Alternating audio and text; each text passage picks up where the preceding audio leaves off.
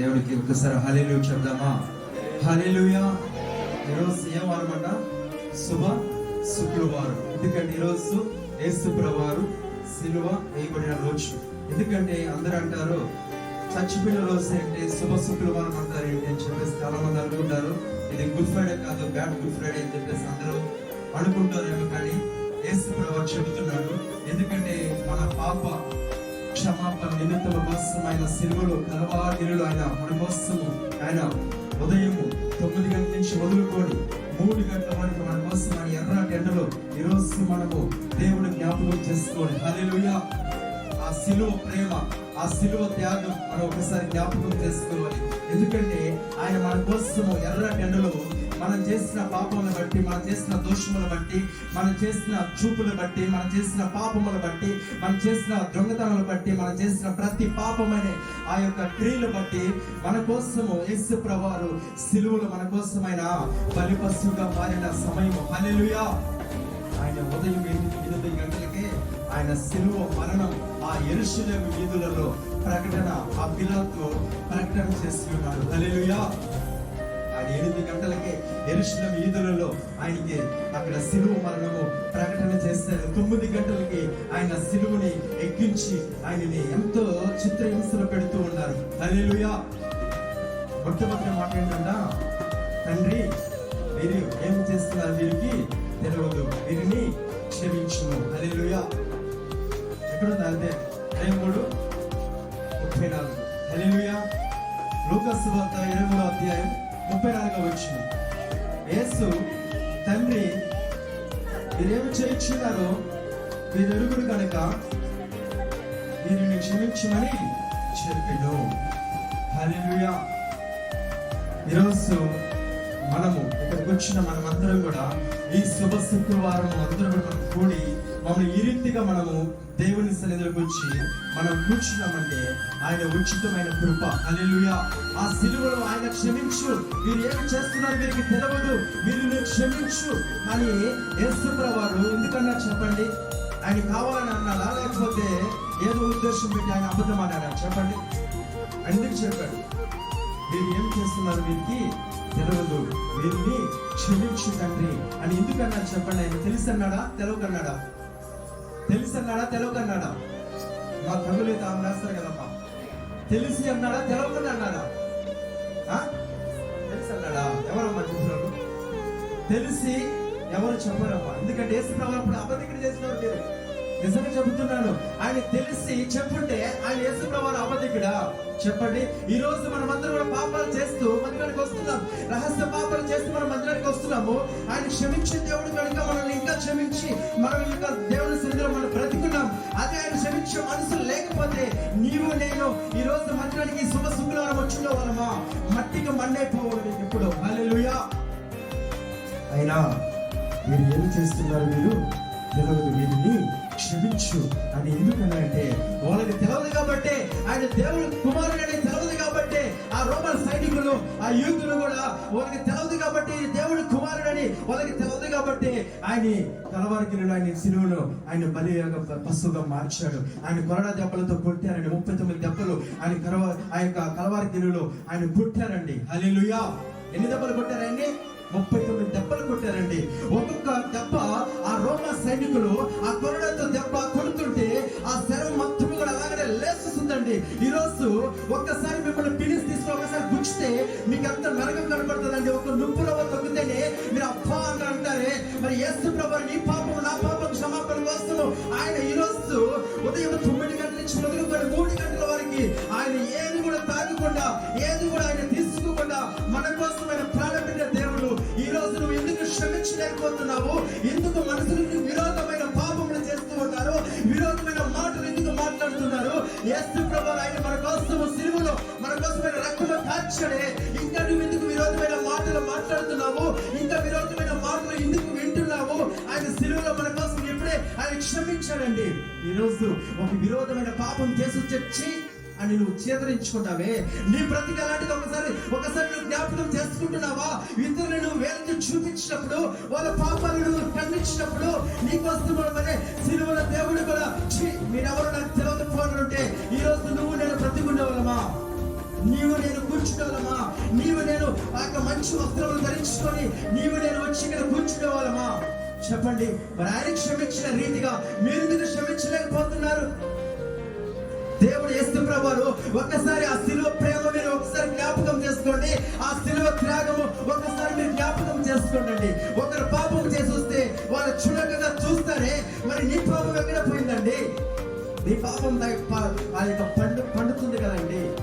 ఒకరు పాపం చేసి వచ్చినప్పుడు, ఒకరు బిడ్డలు పాపంలో పడిపోతున్నప్పుడు ఆ యేసు ప్రభువు ఒకసారి ఆ శిలువ త్యాగం ఒకసారి జ్ఞాపకం చేసుకోండి. హల్లెలూయా, హల్లెలూయా. త్వరగా ముగిస్తాను, గట్టిగా 2 మాటలు చెప్పేసి.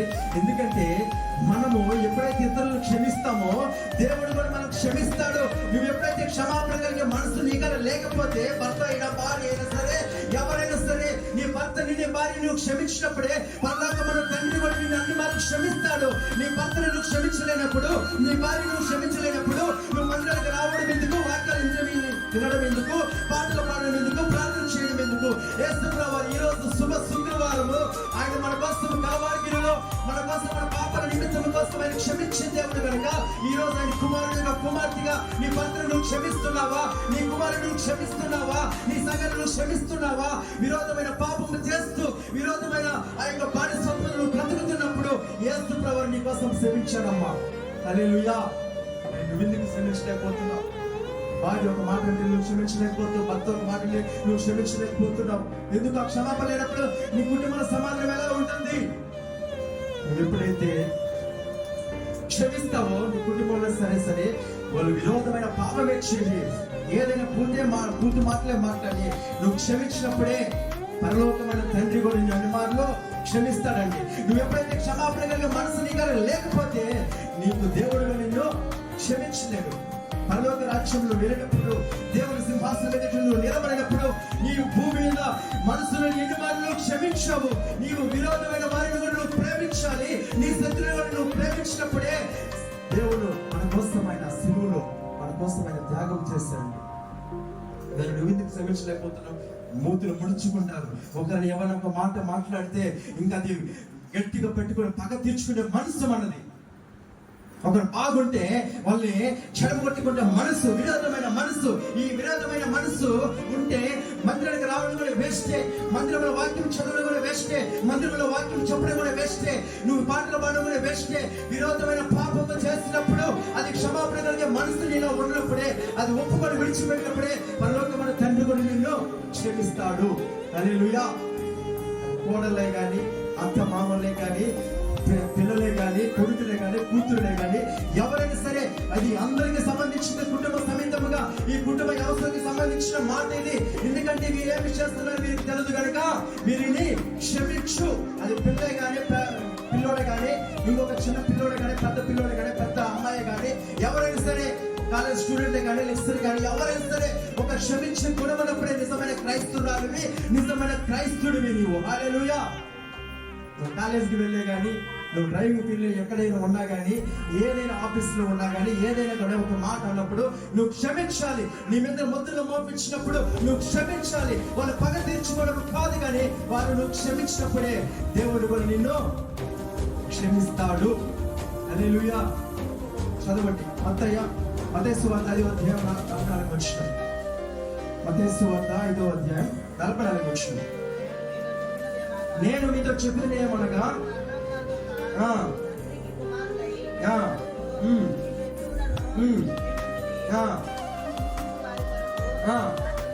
చాలు. హల్లెలూయా.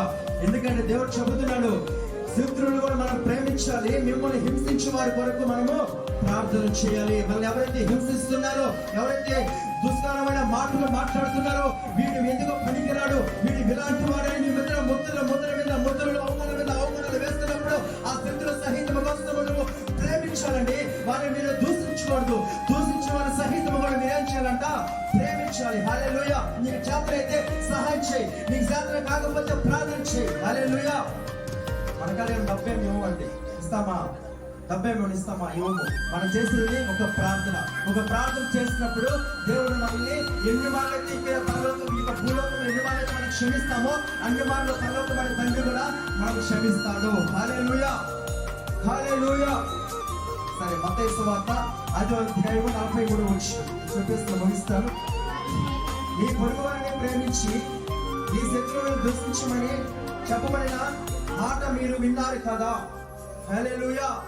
నీ పొరుగు వారిని ప్రేమించి నీ శత్రువులను దూషించమని చెప్పబడిన మాట మీరు విన్నారు కదా. హల్లెలూయా. ఎందుకంటే ఇక్కడ కూడా దేవుడు చెబుతున్నాడు, నీ పొరుగు వారిని కూడా ప్రేమించు, నిన్ను దూషించిన వారిని కూడా ప్రేమించు అని యేసు ప్రభువు శిలువలో చెప్పిన మాట. హల్లెలూయా. వీరు ఏమి చేస్తున్నారు వీరికి తెలియదు ప్రభువా, వీరిని క్షమించు. హల్లెలూయా. ఎంతమందిలో మీరు క్షమించే గుణం ఉంది? ఒకసారి చేతులు ఎత్తండి.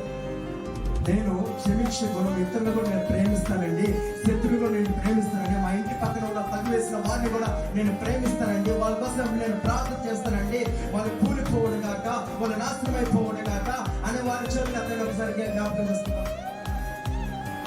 అదే కదా మనకున్న క్రైస్తవులు జనాంగం అంటే. క్రైస్తవులు అంటే మంచి మనసున్న వారు అని ఆల్ ఇండియా మొత్తం పేరు ఉందండి. హల్లెలూయా.